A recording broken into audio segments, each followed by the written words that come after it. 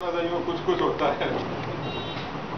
वो कौन बनेगा करोड़पति में अमिताभ बच्चन वो फोन है फ्रेंड करता है ना, जब सवाल पूछते पूछते लाइफ लाइन देता है 4।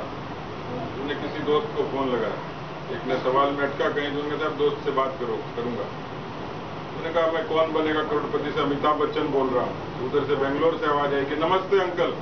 अब अमिताभ बच्चन तो ये सोचता है कि जिंदगी भर एकदम जवान लड़का गया उसने, यार अब तो सोचना पड़ेगा, फोन पे वही बोला स्क्रीन पे ही, जब तो अमिताभ बच्चन को भी सोचना पड़ेगा। तो ये अवस्था का चक्कर ऐसा ही है।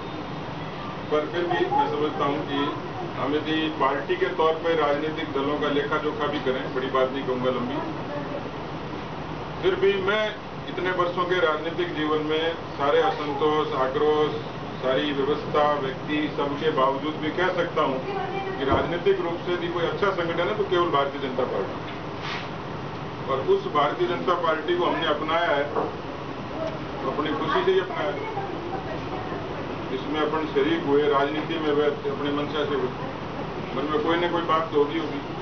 कहीं नाम अच्छा लगता है, कहीं प्रतिष्ठा अच्छी लगती है, कहीं मोहल्ले में बाहर निकलते हैं लोग नेताजी राम राम सलाम करते हैं तो बहुत अच्छा लगता है। घर में भी थोड़ी इज्जत ठीक होती है, बहुत लंबी चौड़ी बातें। तो इसका मतलब राजनीति को हमने शौक से अपनाया। तो राजनीति में बीजेपी को अपनाया। क्यों? बीजेपी अच्छी लगती है। लेकिन फिर भी क्या होता है कि काम करते करते किसी एक हद के बाद में आदमी के दिमाग में कुछ चीजें ऐसी खड़ी हो जाती हैं, वो असंतोष पैदा करते हैं। अब जैसे अपने यहाँ बहुत ज्यादा मारामारी तो होती चुनाव के वक्त। विधानसभा की सीट है 200 टिकट पड़ती हैं, आवेदन आते हैं 5-5 हजार, बड़ी समस्या होती है। और सारे अच्छे लोग होते हैं, सारे कार्यकर्ता होते हैं, बड़ी मारामारी होती है। लेकिन एक के ऊपर एक तो बैठा नहीं सकते, होंगे 200 ही। ये जो असंतोष होता है कि मैं सबसे सुंदर, मैं सबसे ज्ञानवान, मैं सबसे कमिटेड, मैंने बहुत लंबा काम किया, मेरे दादाजी पिताजी जनसंघ बीजेपी ये वो सब, तो एक लेवल पे आके एक असंतोष मन में होता है, आक्रोश होता है कि नहीं मुझे इतना काम किया ये मिला नहीं। लेकिन मैं ये समझता हूँ, मेरा अनुभव, मैंने युवा मोर्चे में लगभग 8 साल 9 साल काम किया, उससे पहले विद्यार्थी परिषद में काम किया, तो लगभग इतना ही समय बीजेपी का हुआ। कुल मिलाकर जब अपने शौक से आए, अपनी इच्छा से विचार को अपनाया, अपनी इच्छा से काम को अपनाया, उसमें असंतोष नाम की चीज नहीं रहनी। ये अलग बात है कि कई बार किसी को वक्त से पहले मिल जाता है, किसी को वक्त के बाद में मिल जाता है।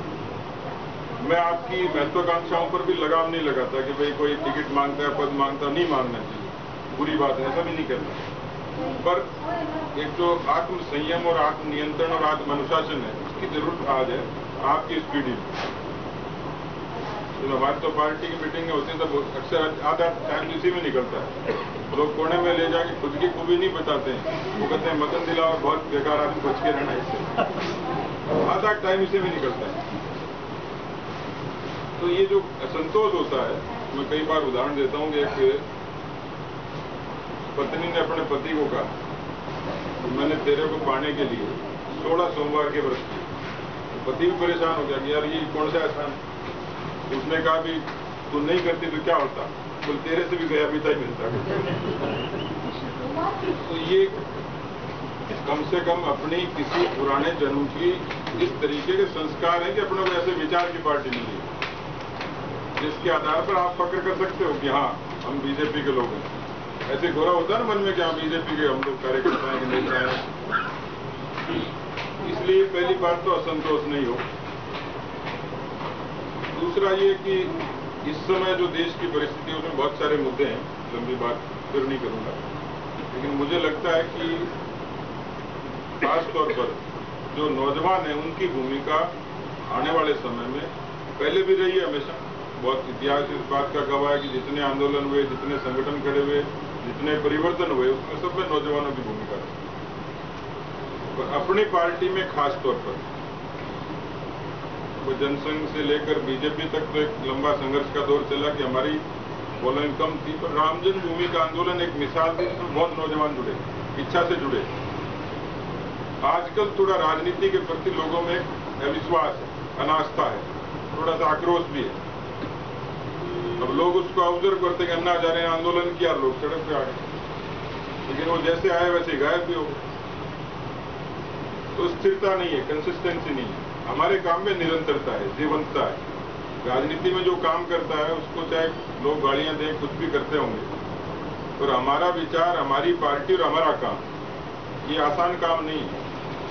इतने उलाहने के कमियों के बावजूद भी हम 365 दिन 24 घंटे लोगों के बीच में रहने की इच्छा रखते हैं, रहते भी हैं, सोचते भी हैं, काम भी करते हैं। उसके बीच में से हमें अपनी जगह बनानी और प्रतिष्ठा हासिल करनी। कई बार लोग आते हैं कार्यकर्ता, जब ये नगर पालिकाओं के उनके चुनाव होते हैं, कई बार बड़ा ताजुब होता है, वहां भी टिकट के लिए झगड़े होते हैं, लेकिन कई बार लोग कहते हैं कि साहब नहीं, इसको दो आप, भाई इसको क्यों दें, 3 बार बन गया, 4 बार बन गया, बोले सर 5वीं बार भी यही बनेगा।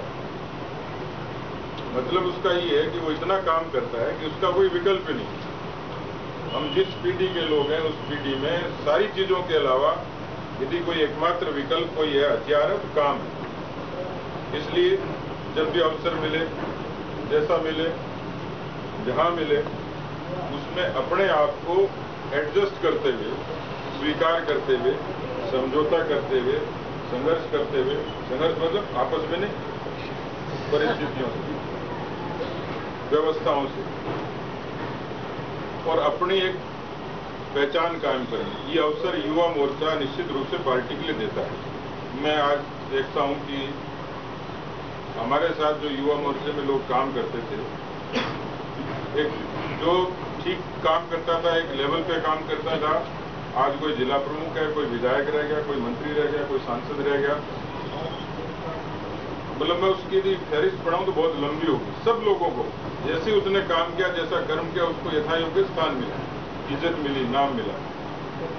इसलिए आपकी जो पीढ़ी है, उसमें ऐसी अवस्था में हम लोग काम करें कि बड़ी फोर्सेज चारों तरफ से आती हैं, मन में भी विचलन होता है, लोग भी विचलित करते हैं, लेकिन हमारी सफलता और हमारा अनुशासन, हमारा आत्म संयम, हमारा राजनीतिक धीरज, ये तभी साबित होगा कि अपने अपने स्थान पर पूरी ईमानदारी से, पूरी निष्ठा से।